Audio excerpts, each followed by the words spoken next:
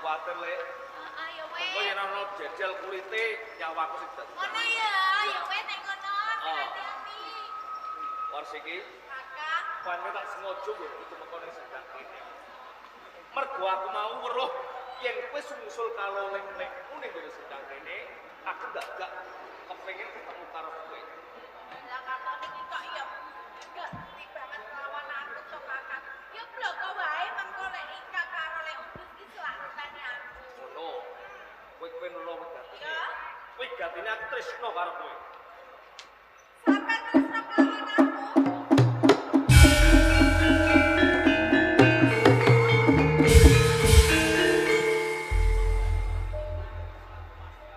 Ya Wars iki. Kakak Joko Pan. Mergo wis suwe banget turku ngempet rasaku.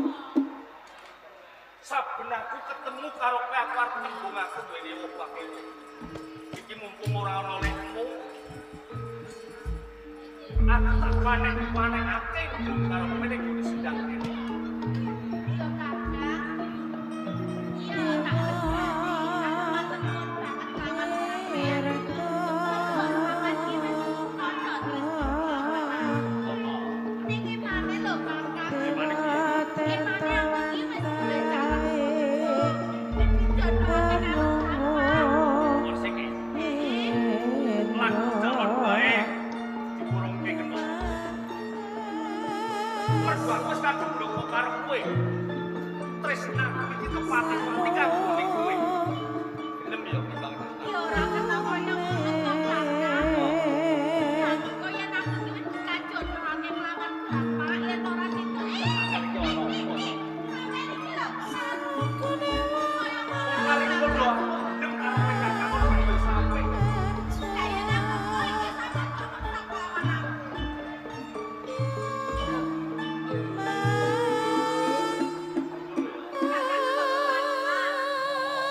Kok sampeyan ki aja maksa lawan aku. Sopo maneh Malah bacot sampeyan iki. setelah kaya sirro.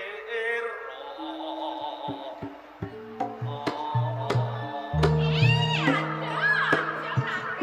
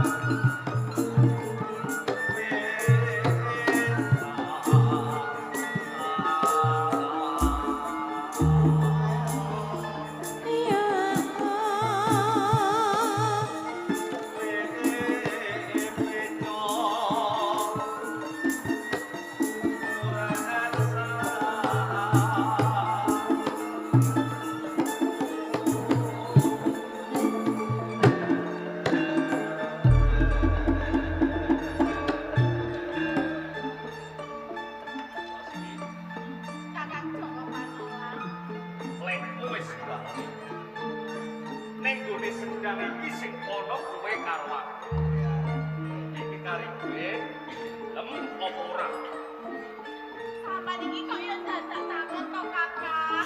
Sing arep aku wis sampeyan aku iki kok. Aku kan pisan iki lem apa ora nek ora gelem bakal ora wis apa. Coba semisal kok kaya ngono lho Kakak. Aku wis kok ramping. Kowe gelem ora? Aku mah. Gelem ora?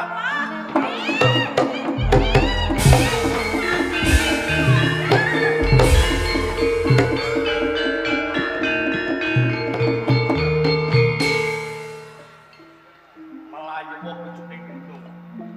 Bapak ing panuan ora bakal tututan. Oh iya. Sekar pisan sekar pisan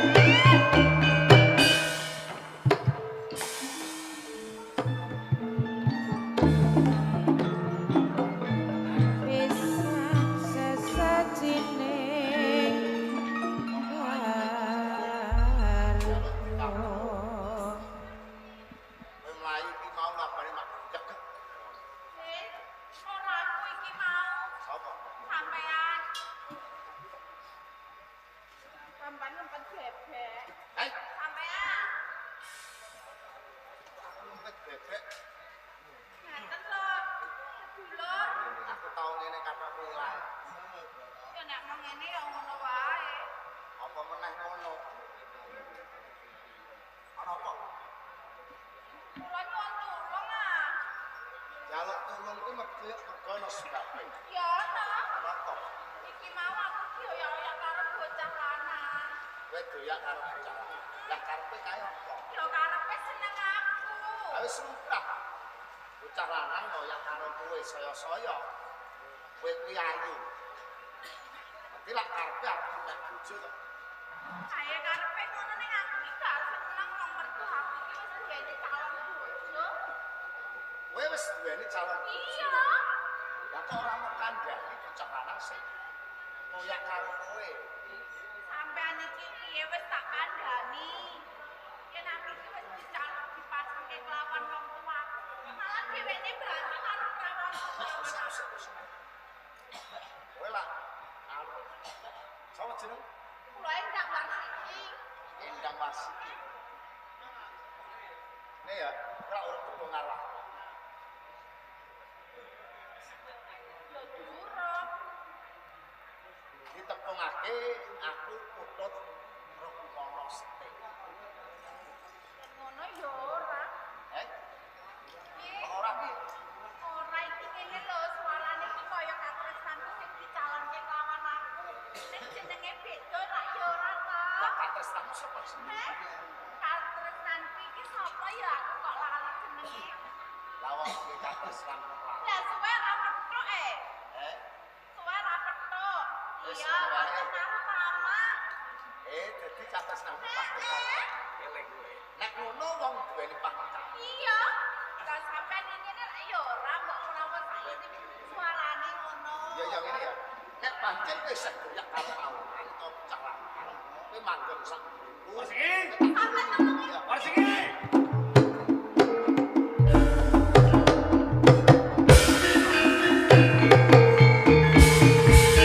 Ali, lanang sing ngoyak karo kowe. bali apa ora?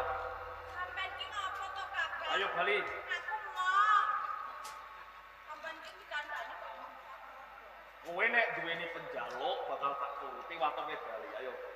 Iki jane apa aku Wasiki? Kaya-kaya kowe wis rapet. Kowe wis ana sambungan nganti ki arep jak Bali. Aja-aja ki bojo. Ora sampean iki lho aku wis kandha yen ora Kowe gelem bali apa aku sing ajak bali? Wong wadon ki sok seneng adu-adu perkara. Wis duwe bojo, kandha urung duwe bojo, kowe jaluk karo aku ngono. sampean iki dikandani iki meksa kelawan aku iki tangga teparoku sing kendanan kelawan aku. Lho ya kandhane kok. Sing Ganti iki cenah. sapa? Sampeyan ngono kok. Nek iki lak ora bojo tenan ora. Boten. Jeger. Udah jeger kowe. Jejer Boleh sekengan pusat. Ya terus. Kowe golek dekengan Ya pusat. aku yen ora golek dekengan pusat lapan mbok kesohi teh. Ora jane sampean iki sapa? Aku Joko Panulan. Joko Panulan. Aku putut Rokono Sakti. Untuk Joko Stilah. Iya. Krungu jenenge putut. Ya pancen lagi ketemu suami iki. Tenane gak pernah apa karo kowe? Karo Ora Joko sanak Panulan. ora kabar. Ning nek ana apa-apane, aku melu kelangan mergo dasare. Dasare apa? Endang Warsiki njaluk tulung karang. Ya ngene. Nek ora sanak ora kadang iki dudu perkaramu lek dicek bali wae. Kowe lunga bae, aku tak urusan karo rampuke perkara. Aku wis saged tetulung karo Warsiki. Nek anjen kowe meksa karo aku kena, ning kowe kudu betung. Ono jebul kowe tak palangku. Untuk karepan karo dapat sini. Terus nih. Untuk nih padha apa wis sama.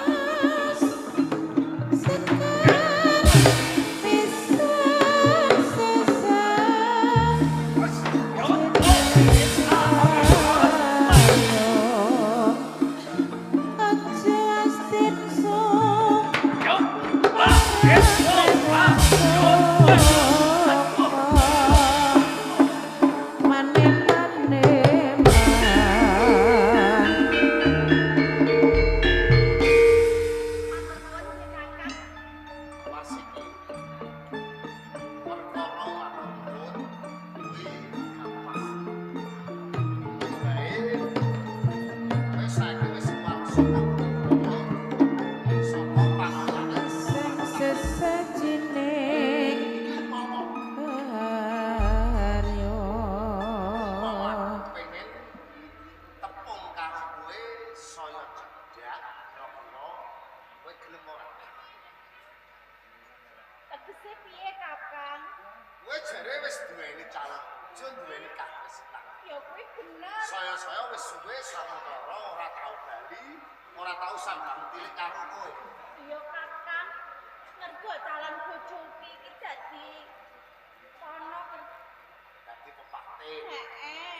Iki umpama kowe ora usah arep-arep lawan calon bojomu pati karo tamak.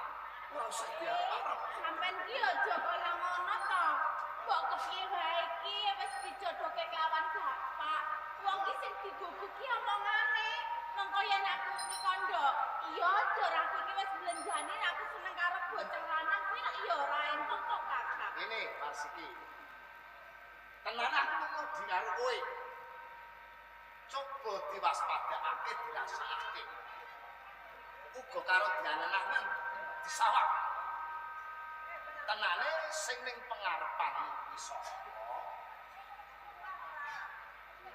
Apa kepangkle? Warsiki. Ya, pancen sing lahir waktu. Aku nganggo jeneng sesuklon utawa jeneng samaran.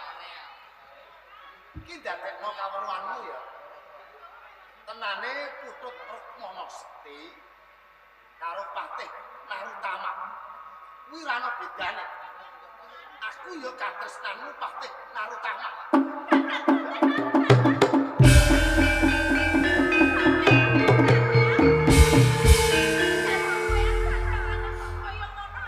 Mergo saiki aku ora dadi Patih.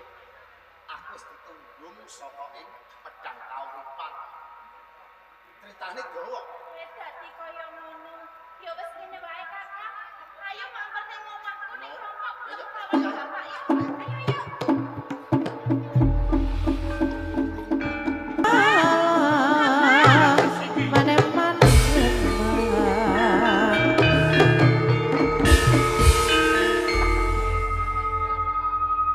Lah sampean iki Ya, kon. piye to?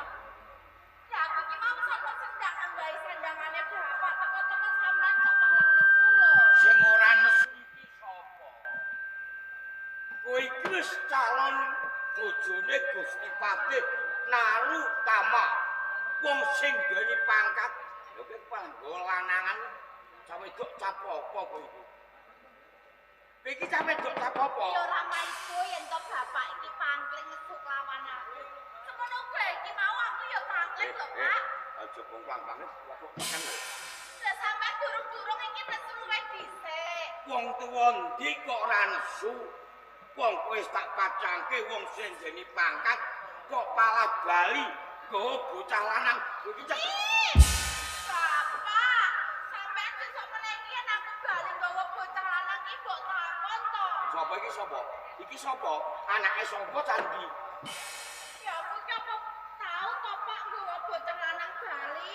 Ya ora to. Lah iki nyatane nggawa. Lagi sepisan iki. Sapa iki? Sampeyan tekoni dhewe. Kowe sapa, Gus?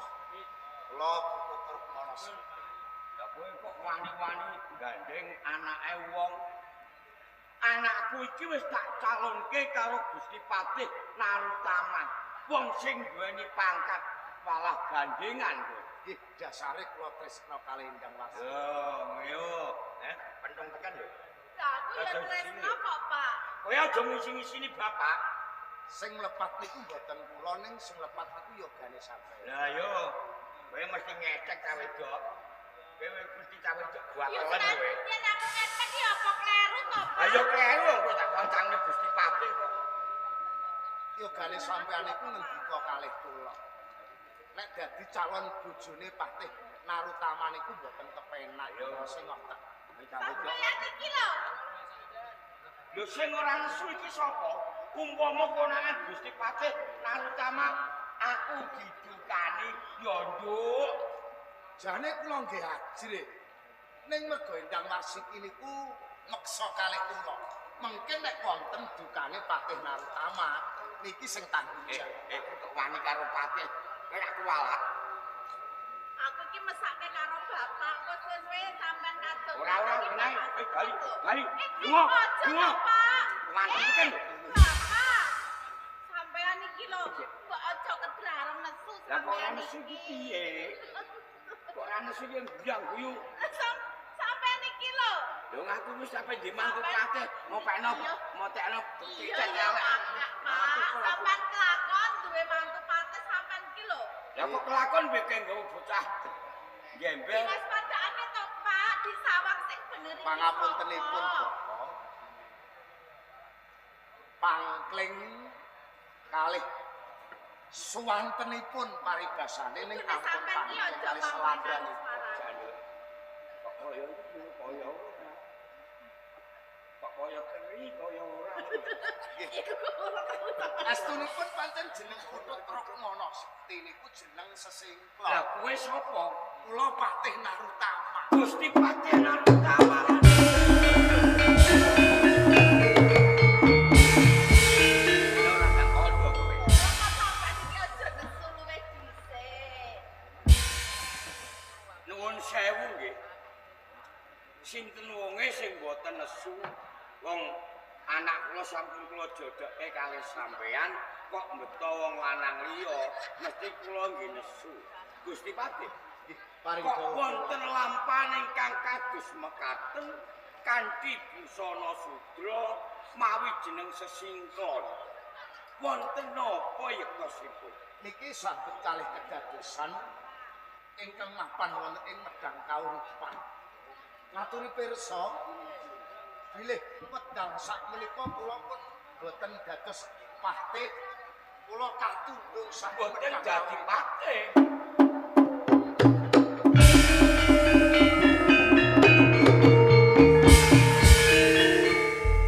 Mesti ora wonten perkawis.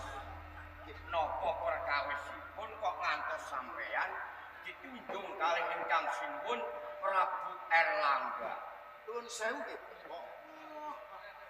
Jalaran ing wedal sakmenika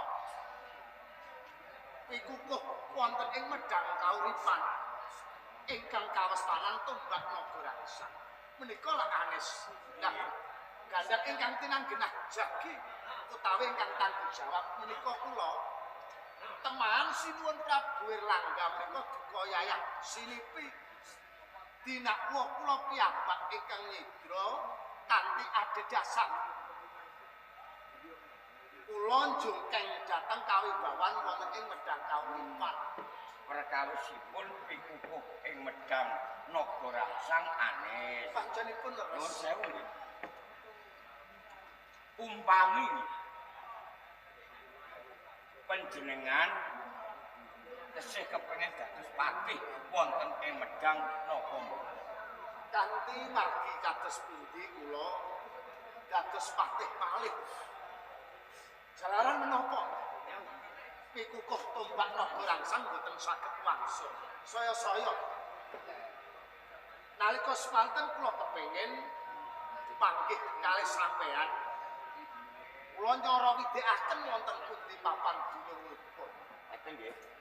Mboten ateges kula niki ampyak awur-awur mboten. Sepisan panjenengan saged dados patih melih kaping mangka kalih panjenengan wangsul teng Medang kinanten tumbak naga rangsang. Niki wonten dalan. Lajeng margi kados pundi? Sampeyan tumapak wonten ing Dahana Mulat. Nak dina iki tumbak naga rangsang dumunung wonten ing Dahana Mulat.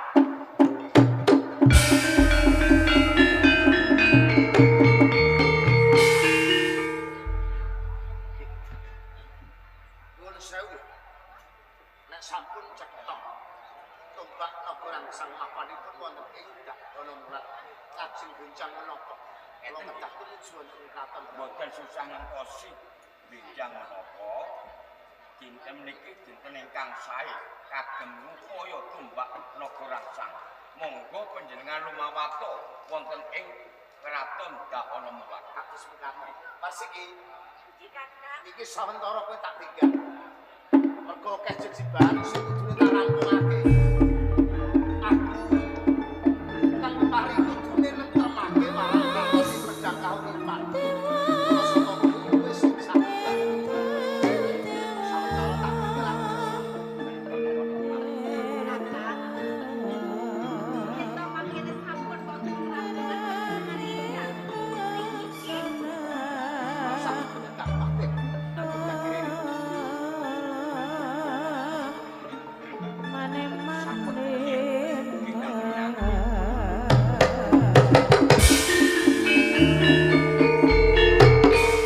Pasiki ya wis ora semok mikir sing penting kowe melu apa melu mikir ora ilange tumbak naga rangsang. Saiki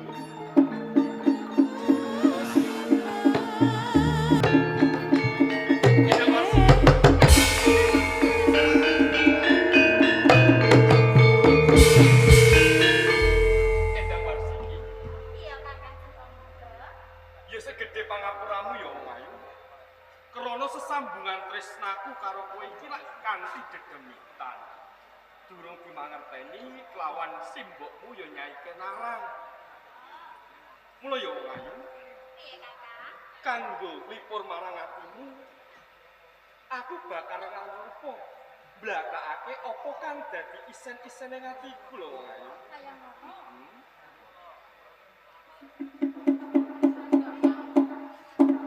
Mula ya Warsiki, Preta Wangyani tak jaluk kanthi banget. Anggon sambungan tresno karo aku aja nganti. Kowe kenggo lawan tawaran senajan kok. Kowe bagus ning bawahku yo.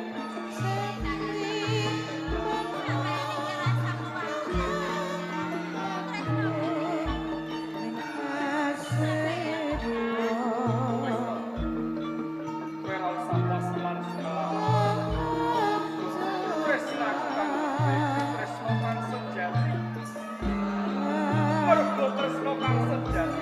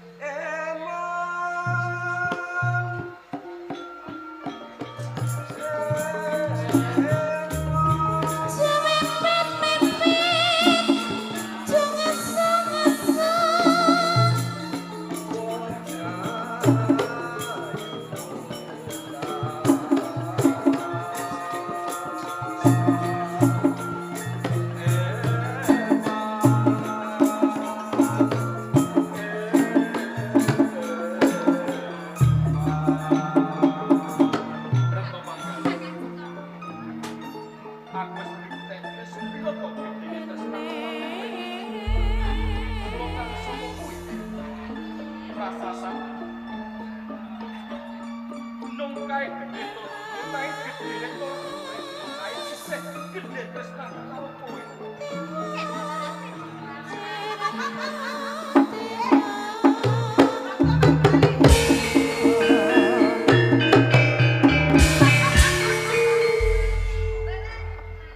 Sampeyan to Nyai. Kakek ane. Seneng bocah lanang bocah wedok mbok beda ning pinggir dalan. Kowe ora ngerti kondhane kae kan rarang kok piye? Nggih, kula mangertosi yen to sampeyan iki satunggalipun pendekar kang pikataning jalma. Lah iki bener. Sapa jenengmu? Nggih, mbanoaken. Joko Murda. Joko Murda. Dawuh Kuwi seneng karo anak Purna Manggali. leres. Ngertenono ya. Nek pancene kuwi seneng karo anak Purna Manggali, kabeh iki kari ning tanganku. Kenging napa sampeyan ngendika ingkang kados mekaten? Wis kowe meneng wae. Joko Murda. Nggih. Katon kowe bisa nuruti penjalukku, kowe bakal kelakon duweni bojo karo Purna Manggali. Napa to? Syarat lan saranipun sauger kula saged omah-omah kalian anak sampeyan Retno Manggali. Joko Murda. Katon kowe bisa mateni Prabu Erlangga, kelakon kowe di bojo karo Purna Kula Manggali. kedah menjadi Joko Murda.